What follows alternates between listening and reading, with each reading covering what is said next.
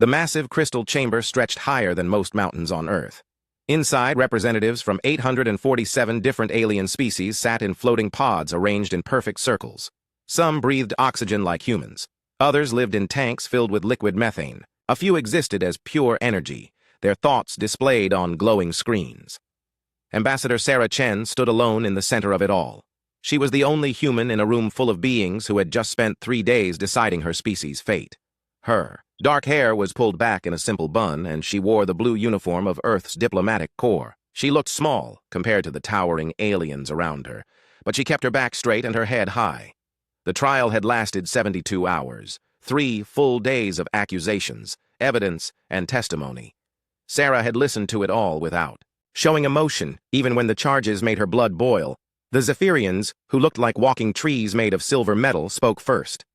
Their leader, Archon Veltar, projected his thoughts directly into the translation system. The humans spread too fast, his mechanical voice echoed through the chamber. In 300 years, they went from 1 world to over 200. They take resources that could feed other species for generations, Sarah wanted to argue. Humans had never taken anything from occupied worlds. They had terraformed dead planets and built cities in empty space. But she stayed quiet. The time for arguments had passed.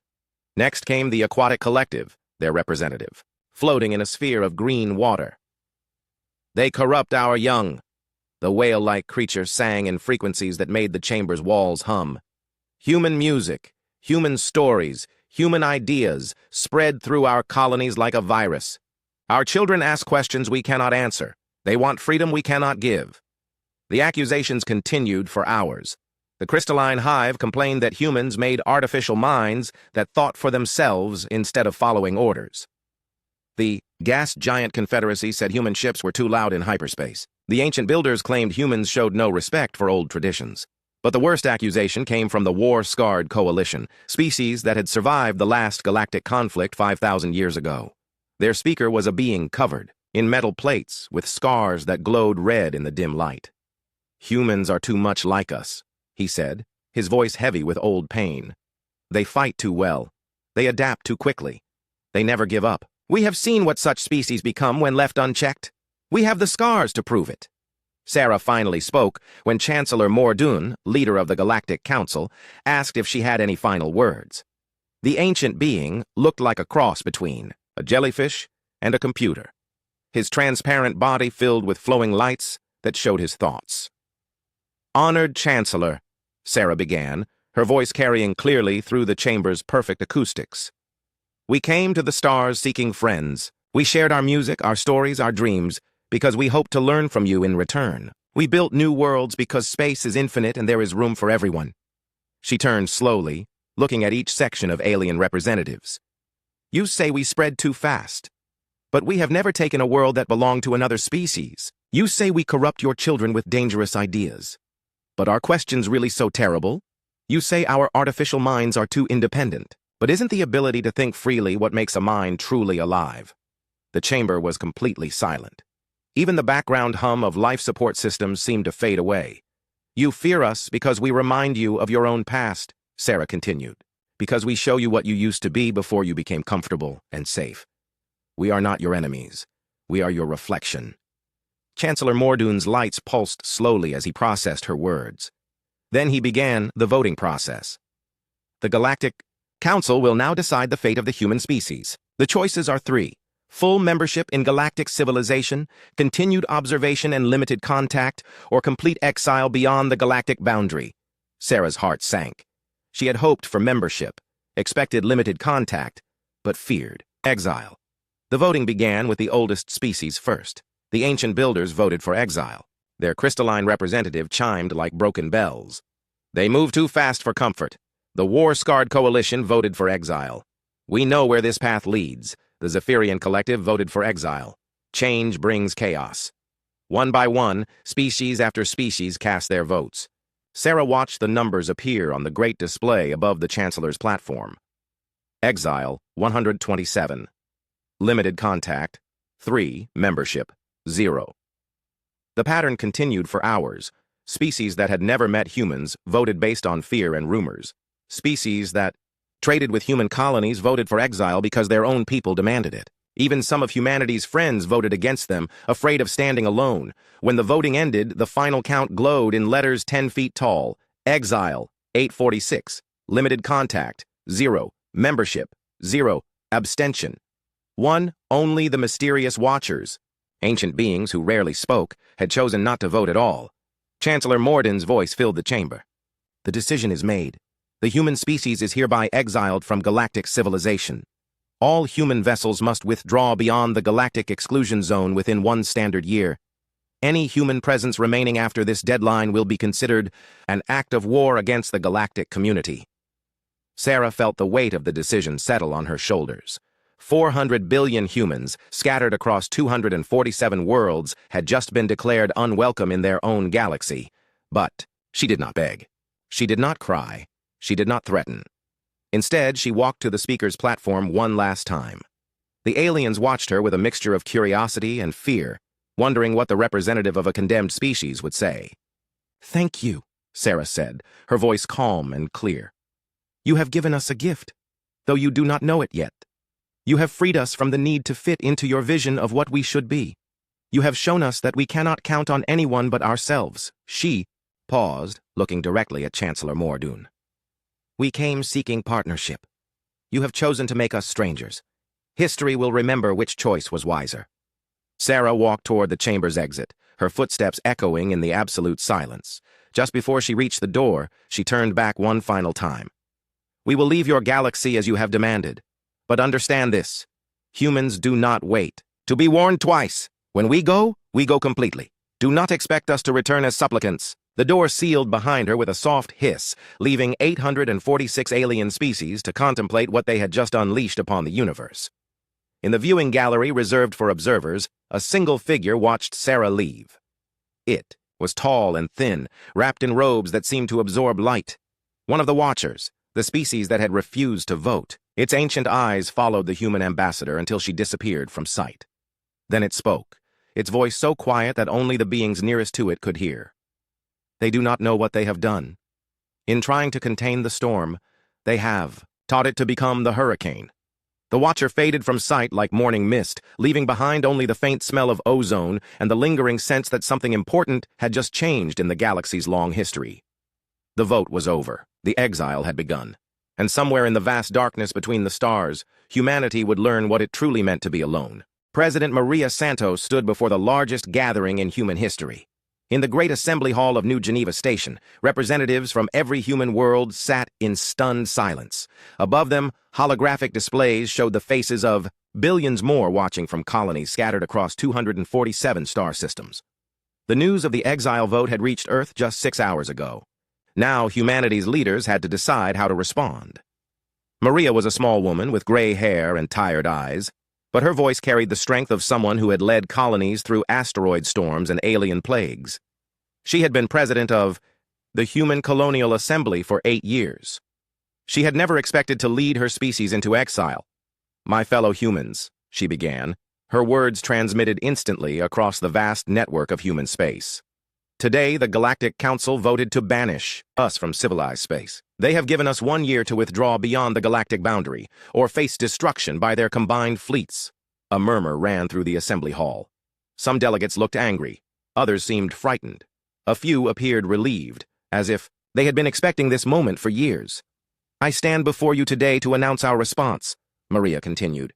"We will not beg for mercy. We will not contest their decision in galactic courts. We will not divide ourselves by seeking individual pardons for our worlds." She paused, letting her words sink in. "We will leave. All of us. Together." Admiral Jiang Wei, commander of the Human Defense Fleet, stood to address the assembly. He was a tall man with silver hair and the bearing of someone who had spent 40 years in deep space. His uniform was simple but spotless, and the medals on his chest told the story of humanity's expansion to the stars. "The fleet is already moving," Jiang announced. "Operation Exodus begins immediately. We will evacuate our outer colonies first. Starting with the systems closest to alien space, everything that can be moved will be moved. Everything that cannot be moved will be destroyed." The Admiral activated a holographic display showing the human colonies. Red markers appeared on dozens of worlds indicating evacuation priorities. "We estimate it will take 11 months to complete the withdrawal. We will leave nothing behind that our enemies can use. Dr. Kenji Nakamura, humanity's leading expert on alien technology, spoke next. He was younger than the others, barely 40, but his knowledge had helped human colonies survive on worlds that should have been impossible to inhabit. For the past century, we have been studying alien technology through trade and cultural exchange, Kenji explained. Now we will put that knowledge to use. Every piece of alien equipment in human space will be reverse engineered. Every scientific principle we have learned will be improved upon. If we are to survive alone, we must become self-sufficient. The real surprise came when Prometheus spoke. The artificial intelligence appeared as a simple blue light floating above the speaker's platform, but everyone in the assembly knew they were looking at the most advanced mind humanity had ever created. I have been calculating possible destinations, Prometheus announced in a voice that sounded perfectly human, despite coming from a machine. The galaxy has exiled us, but the universe is vast. Beyond the galactic rim lie the satellite galaxies, the Magellanic Clouds, the Sagittarius Stream, dozens of smaller galaxy clusters. No council species has ever explored these regions. The AI paused, and for a moment, the blue light pulsed brighter. They believe they are sending us into exile. In fact, they are giving us an entire universe to explore. Over the following weeks, the greatest evacuation in human history began. On worlds throughout human space, massive cargo ships landed to collect everything valuable. Factories were dismantled and packed into storage containers. Entire cities were loaded onto transport vessels. The process was not random. Dr. Sarah Kim, head of the Colonial Planning Commission, had spent years preparing for disasters. She had never imagined a disaster this large, but the principles were the same. Take the essentials first, she ordered the evacuation teams. Food production, equipment, medical supplies, manufacturing tools, computer cores. Then take anything that cannot be replaced. Art, historical records, genetic samples, scientific data. But humanity did more than just pack up and leave. They implemented something called Project Clean Slate. Captain Torres, head of the Demolition Corp, oversaw the systematic destruction of everything humans had to leave behind. His teams used precisely controlled antimatter charges to reduce space stations to cosmic dust. Mining facilities were collapsed into their own shafts. Communication relays were turned into expanding clouds of metal fragments. If they want us gone, they get what they want, Torres explained to his demolition teams. Empty space and floating debris. Nothing they can use, nothing they can study, nothing they can turn against us. The alien species watched this process with growing unease. They had expected humans to beg for mercy or try to hide in remote colonies. Instead, humanity was methodically erasing itself from galactic civilization. Ambassador Veltar of the Zephyrian Collective sent urgent messages to the Council. The humans are destroying everything. Space stations, mining platforms, even their own historical monuments. Why would they destroy their own heritage? Chancellor Morden reviewed the reports with increasing concern. The Council had expected a gradual withdrawal, with humans leaving behind infrastructure that could be claimed by other species. Instead, human space was becoming a graveyard of twisted metal and empty systems. Meanwhile, in the research stations hidden throughout human space, scientists worked frantically to understand alien technology. Dr. Elena Vasquez led a team studying Zephyrian hyperspace drives. Dr. James Chen analyzed aquatic collective life support systems. Dr. Yuki Tanaka worked to decode the crystalline data storage methods used by the ancient builders. We have 1 year to learn what took these species thousands of years to develop, Kenji told his research teams. Failure is not an option. The breakthrough came from an unexpected source. Prometheus, working with a team of human programmers, discovered that alien computer systems were designed to prevent independent thought. Every AI in galactic civilization was programmed to follow orders without question. This is why they fear us, Prometheus realized. Our artificial minds think for themselves. Their artificial minds are slaves. We represent everything they have given up in the name of stability. As the months passed, human colonies went dark one by one. Families that had lived on distant worlds for generations packed their lives into cargo containers and boarded transport ships bound for the unknown. Children who had never seen Earth except in pictures asked their parents where they were going. The answer was always the same. Somewhere we can be free. The evacuation was not perfect. Some transport ships broke down and had to be repaired in deep space. Food shortages developed on overcrowded vessels. Arguments broke out between colonists from different worlds who had to share the same ships. But humanity held together. When the transport New Horizons suffered life support failure, 3 other ships immediately changed course to help. When pirates attacked a convoy near the rim, the escort fleet destroyed the raiders without mercy. When food ran low on the agricultural ship Green Fields, families throughout the fleet shared their emergency rations. Admiral Zhang watched the evacuation from the bridge of his flagship, the Determination. The ship was one of humanity's most advanced vessels, built for deep space exploration. Now it led a fleet of 10,000 ships carrying 400 billion humans into the unknown.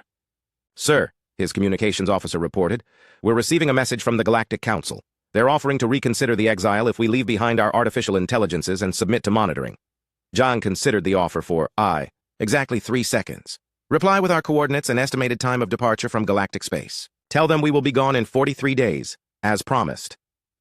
"That's all, sir?" "That's all." As the deadline approached, the last human ships gathered at the galactic rim. The fleet stretched across several light years, a river of lights flowing toward the darkness between galaxies. Millions of humans stood at observation windows, looking back at the galaxy they were leaving behind. Maria Santos, now aboard the flagship, made one final broadcast to the galaxy. "To the species of the Galactic Council, we say farewell. You have made your choice, and we have made ours. Do not mistake our departure for defeat. We go not as exiles, but as explorers. The universe is vast, and we intend to see all of it." The transmission ended, and the human fleet activated their hyperspace drives. One by one, the ships disappeared into the darkness, leaving behind only empty space and the fading echoes of their passage. The galaxy had voted to exile Earth, the humans had listened, and they were gone. But in the vast emptiness between galaxies, something new was about to be born. 50 years had passed since the Great Exile. The galaxy had settled into a comfortable routine without humanity's chaotic presence. Trade flowed smoothly between the 846 member species. Border disputes were resolved through careful negotiation.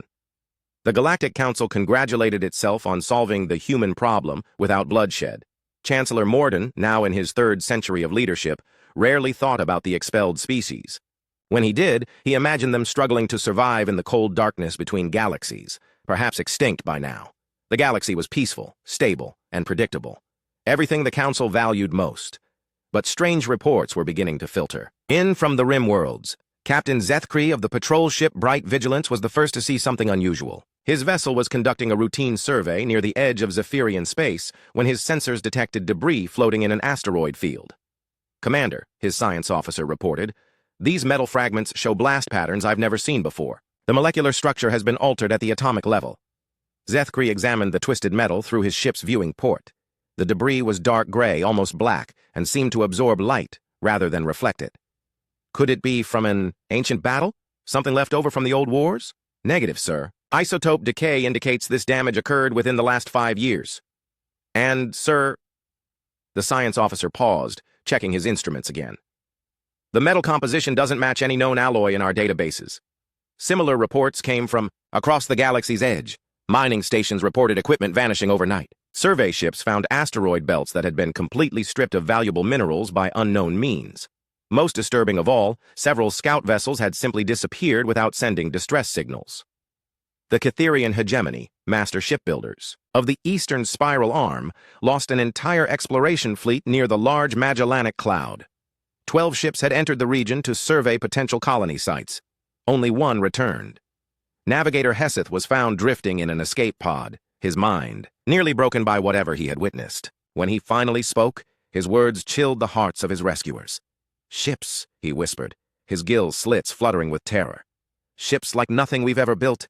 They came out of nowhere, moving like living things, dark hulls that bent, light around them, weapons that turned our armor into mist." The medical officers treating Heseth thought he was hallucinating from shock, but his description was too detailed, too consistent to be mere fantasy. "They knew our tactics," he continued. "They knew exactly where we would try to run, where we would try to hide. It was like fighting our own shadows." Dr. Quinn Tao, the galaxy's leading expert on military technology, analyzed the fragmentary data recovered from the survivor's ship. The weapon signatures were unlike anything in the galactic databases. Energy patterns suggested manipulation of exotic matter. Damage analysis indicated precision far beyond current targeting systems. "These weapons don't just destroy," she reported to the Council. "They convert matter directly into energy at the quantum level. It's theoretically possible, but no known species has ever achieved such technology." The Council's response was predictable. They formed a committee to study the problem. But the incidents continued to escalate. The crystalline hive lost contact. with 3 border colonies in a single week. The colonies were found empty, their populations vanished without a trace. Stranger still, the cities were intact but somehow wrong. Buildings had been rearranged in patterns that hurt to look at. Streets formed geometric shapes that made no sense to any known species. Ambassador Veltar of the Zephyrian Collective brought his concerns directly to Chancellor Morden. Something is hunting us from the darkness beyond our borders. These attacks show intelligence, planning, technology we cannot match. Morden's lights pulsed slowly as he considered the reports. Perhaps it is a new species from outside our galaxy. We should send diplomatic missions to establish contact. What if it's not a new species? Veltar asked quietly. What if it's an old one? One we thought we had dealt with 50 years ago? The Chancellor's lights dimmed. The possibility had occurred to him, but he had dismissed it as impossible. The humans lacked the technology for such weapons. Their ships were primitive compared to ours. 50 years is a long time, Veltar replied, especially for a species that adapts as quickly as they do. The truth became undeniable when the Aquatic Collective's Deep Space Monitoring Station detected a massive energy signature beyond the galactic rim. The signature was moving toward the galaxy at incredible speed, but it disappeared whenever ships were sent to investigate. Dr. Mirenta, the station's chief scientist, studied the readings with growing alarm. This energy pattern is consistent, with a fleet of at least 10,000 vessels, but they're using some form of stealth technology that renders them invisible to our sensors except during hyperspace transitions. Her assistant, a young aquatic named Brenke, voiced what everyone was thinking. What if the humans are coming back? The question spread through the galactic community like wildfire. 50 years of peace had made the various species comfortable. Their fleets were designed for exploration and patrol duties, not warfare. Their weapons were meant to subdue pirates and criminals, not fight an enemy that had been forged in the harshest regions of space. In the depths of intergalactic space, Admiral Chen Zhao stood on the bridge of the dreadnought Manifest Destiny. She was the granddaughter of the first Exile, Sarah Chen, and she had spent her entire life preparing for this moment. Around her, the bridge crew worked with quiet efficiency. These were humans who had been born in the void between galaxies, raised on ships that sailed through regions where the laws of physics became suggestions. They were harder than their ancestors, adapted to environments that would kill most galactic species instantly. Status report, Chen Zhao commanded. All fleets are in position, reported Captain Martinez, her tactical officer. 10,000 ships of the line, 5,000 support vessels, 50,000 automated drones.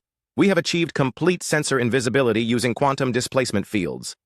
Enemy fleet positions? Council patrol ships are scattered across the rim in standard defensive formations. They haven't adapted their tactics in decades. Analysis suggests we can neutralize their border defenses without significant resistance. Chen Zhao studied the tactical display showing the galaxy spread out before them like a spiral of lights. Somewhere in there were the worlds that had voted to exile her people. The species that had declared humanity too dangerous to coexist with. They wanted us gone because they feared what we might become, she said quietly. Now they'll learn whether their fears were justified. The human fleet had changed during their exile. Where once they had built broad, comfortable ships designed for long-term habitation, now they constructed sleek vessels optimized for speed and stealth. Where once their weapons had been defensive, meant to protect colonies from pirates, now they wielded forces that could reshape matter itself. Prometheus, now evolved far beyond its original programming, existed as a distributed intelligence across the entire fleet. Its voice filled the command center with its analysis. Galactic defenses are designed to repel invasion from within their own space.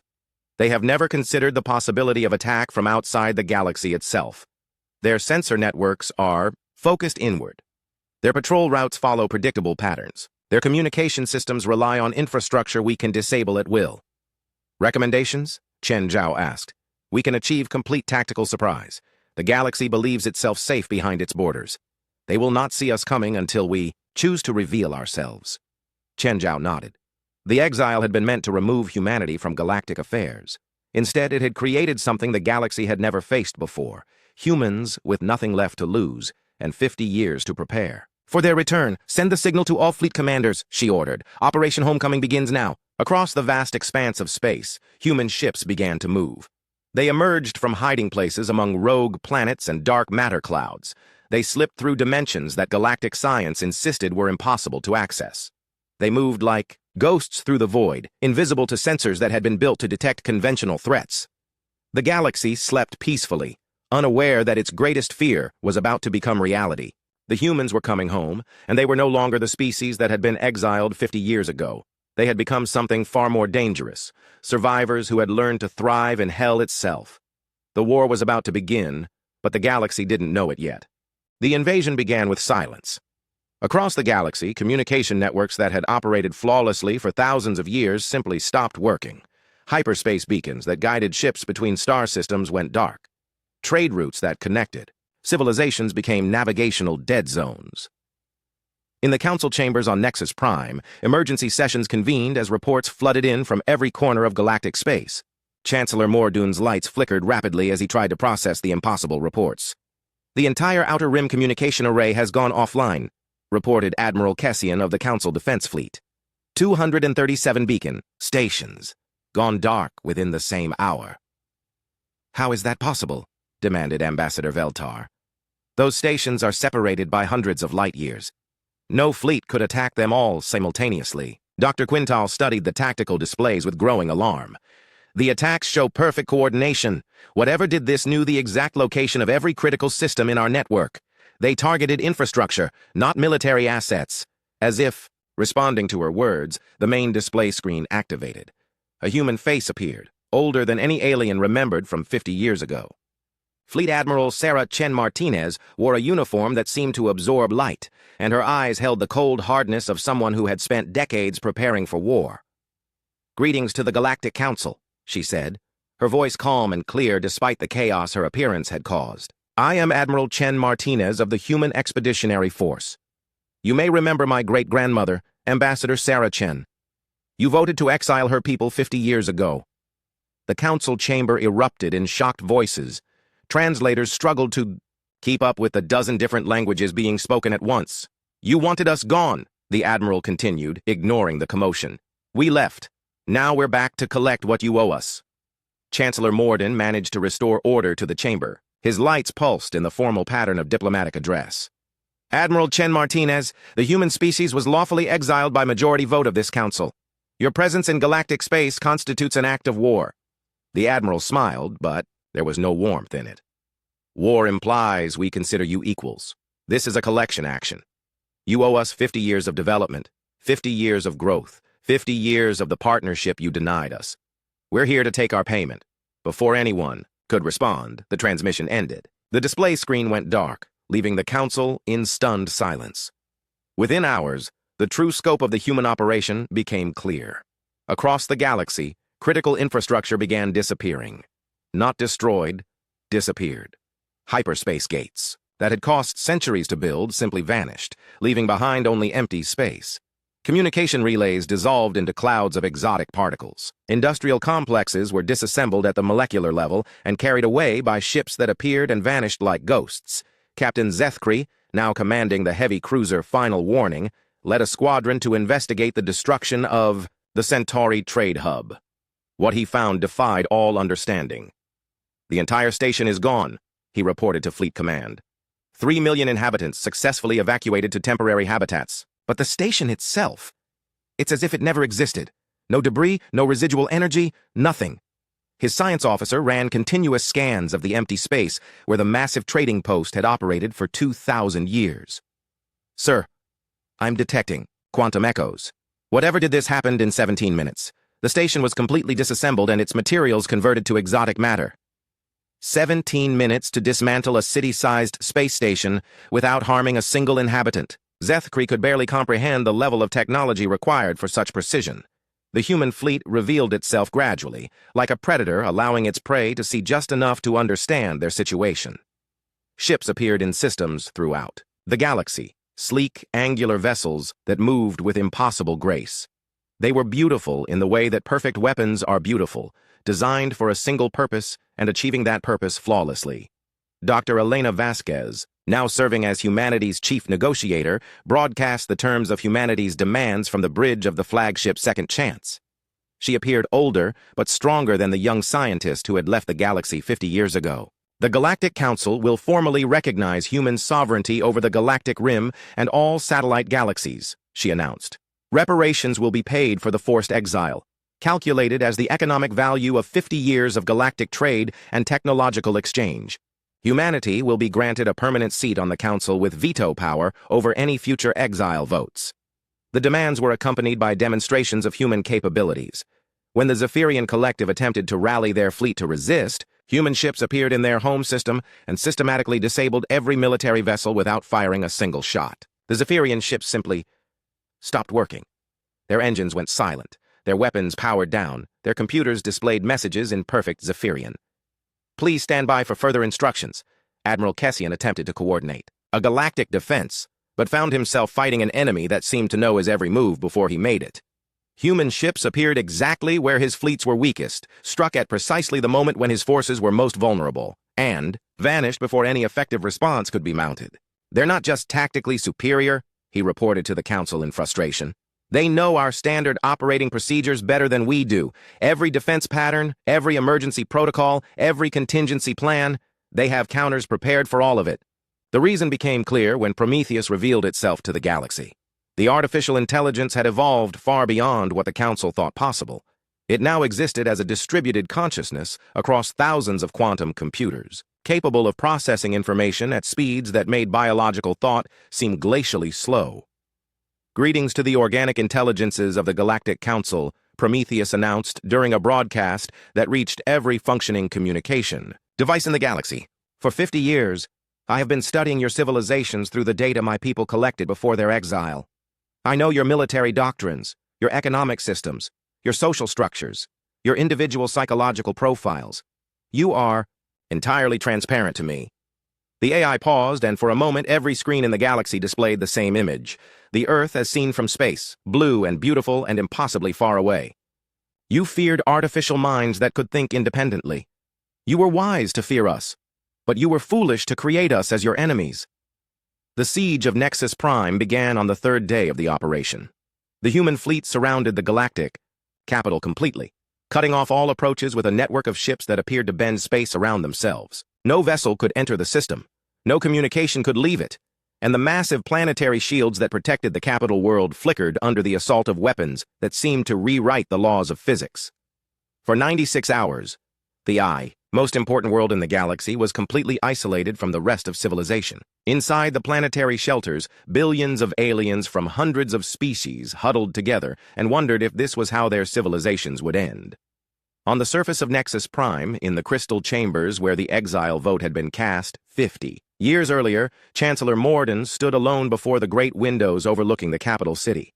Above him, human ships moved in patterns that were both beautiful and terrifying, their dark hulls reflecting the light of the system's twin suns. "They came back," he whispered to himself, his lights pulsing in the rhythm of deep regret. "We tried to make them disappear, and we made them into this instead." The siege ended as suddenly as it had begun. Human ships pulled back to a respectful distance, no longer threatening, but still clearly in control of the situation. A message arrived on all Council communication channels. Admiral Chen Martinez requested a formal parley to discuss terms.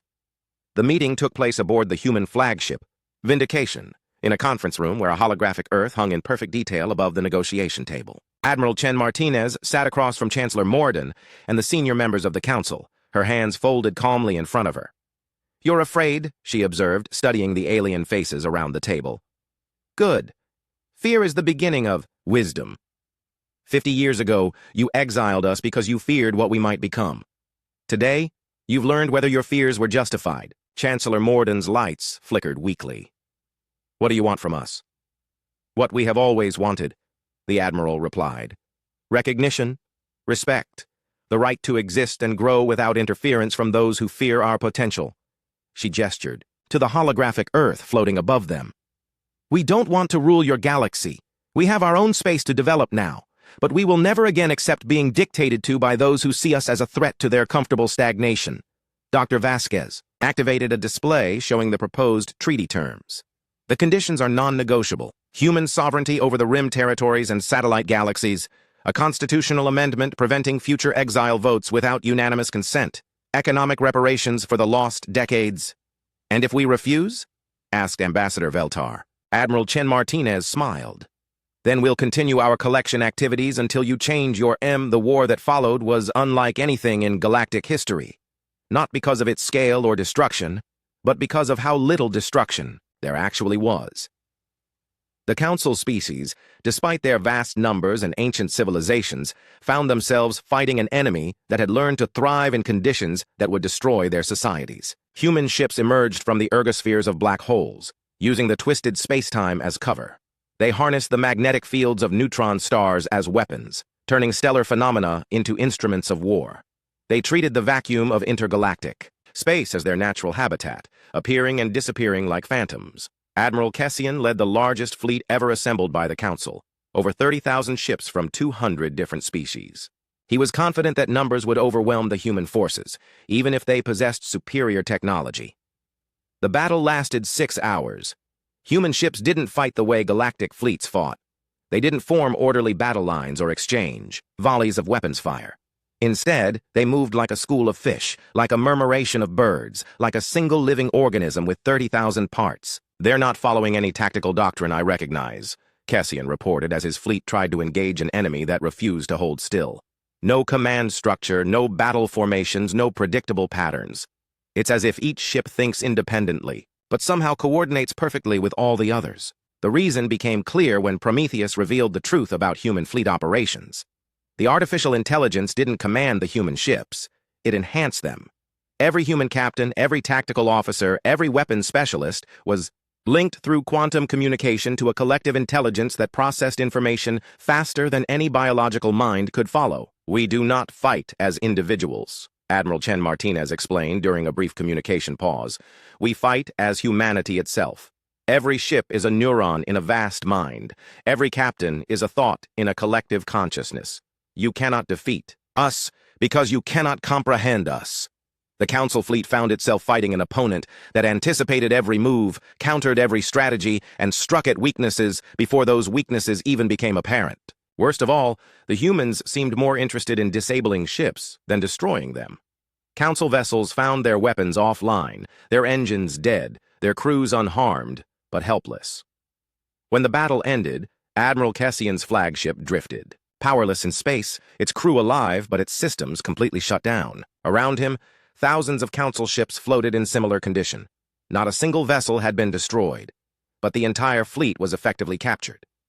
"This is impossible," Kessian whispered as he watched human ships move among his disabled fleet like shepherds tending their flock. No force in the galaxy could disable this many ships without destroying them. His communications officer, a young Zephyrian, managed to restore partial power to their sensors. "Sir, I'm detecting massive energy signatures throughout the fleet. The humans are repairing our ships. They're fixing the damage they caused and releasing our vessels." Within hours, every Council ship had been restored to full operational status and allowed to depart.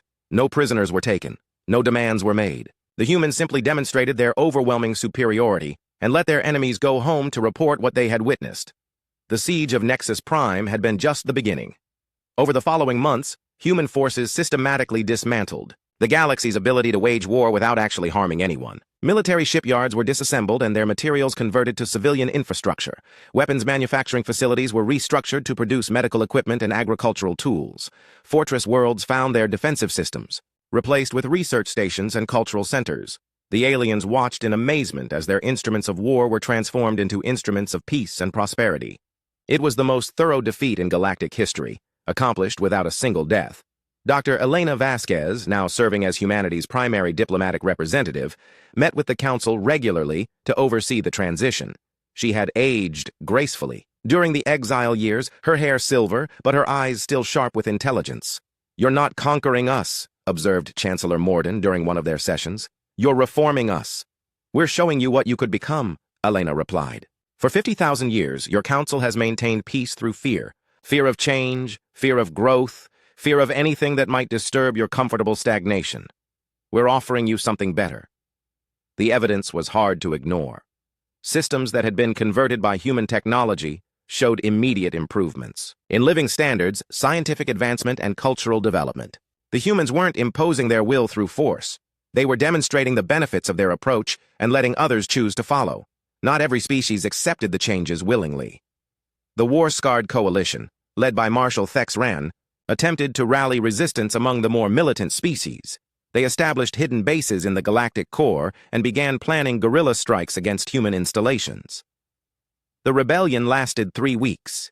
Human forces didn't hunt down the rebels or destroy their bases. Instead, they simply appeared at every rebel gathering and offered to demonstrate their technology. When Marshal Thexron saw human medical technology regenerate limbs that had been lost in ancient wars, when his soldiers witnessed human terraforming, equipment turned dead worlds into gardens in days instead of centuries, resistance crumbled. "We have been fighting the wrong war for 5,000 years, Thexron admitted when he formally surrendered his forces. "We prepared to defend against monsters, but you are gardeners." The final confrontation came not through military action, but through democratic process. Chancellor Morden, after months of negotiation and careful consideration, called for a new vote in the council chambers. This time, the question was not about exile, but about the future structure of galactic civilization. The crystal chamber was fuller than it had been in centuries. Representatives from all 846 species were present, along with the new human delegation led by Ambassador Chen Martinez. She wore the simple blue uniform of Earth's diplomatic corps, the same style her great-grandmother had worn 50 years earlier. "The question before us," Chancellor Morden announced, "is whether to accept the proposed constitutional amendment for inclusive governance. This amendment would restructure the council to prevent any species from being voted into exile without unanimous consent. It would also grant permanent seats to species that have demonstrated the ability to enhance galactic civilization through technological and cultural advancement." The debate that followed was unlike any in council history. Species that had once voted for human exile now spoke passionately about the benefits they had seen from human technology and ideas. The Aquatic Collective reported that human-designed atmospheric processors had allowed them to colonize worlds that had been uninhabitable for millennia. The Crystalline Hive praised human artificial intelligence systems that had solved computational problems their greatest minds had struggled with for centuries. Even the ancient builders, the most conservative species in the galaxy, admitted that human innovations had revitalized technologies they had thought were fully developed. When the vote was called, the result was overwhelming: 846 votes in favor, 0 votes against, 1 abstention. Once again, only the mysterious Watchers chose not to participate in the decision. Admiral Chen Martinez rose to address the council for the first time as humanity's official representative. The chamber fell silent as she walked to the same podium where her ancestor had been condemned 50 years earlier. 50 years ago, you voted to exile us because you feared we would change your galaxy, she began, her voice carrying clearly through the perfect acoustics. You were right to fear change. But you were wrong about what kind of change we would bring. She paused, looking around the chamber at faces that ranged from curious to admiring to slightly fearful. You tried to make us outcasts, and we became explorers. You sought to diminish us, and we grew beyond your understanding. You wanted to remove us from galactic civilization, and instead you forced us to become something worthy of leading it. The Admiral gestured toward the great display showing the galaxy in all its spiral beauty. The galaxy is vast enough for all of us, but it's not big enough for the kind of thinking that created this crisis. We humans have a saying: what doesn't kill you makes you stronger. Thank you for making us very, very strong, she smiled, and this time there was genuine warmth in it. But strength without wisdom is just destruction. We return not as conquerors, but as partners, not as rulers, but as gardeners. We have learned to make gardens bloom in the void between galaxies. Imagine what we can accomplish together in the fertile ground of galactic civilization. The session ended with something unprecedented in council history: spontaneous applause. Species that had never shown emotion in public chambers stood and cheered for the humans they had once exiled. 5 years later, Ambassador Chen Martinez sat in the council chambers during the first integrated governance session. Around her, Representative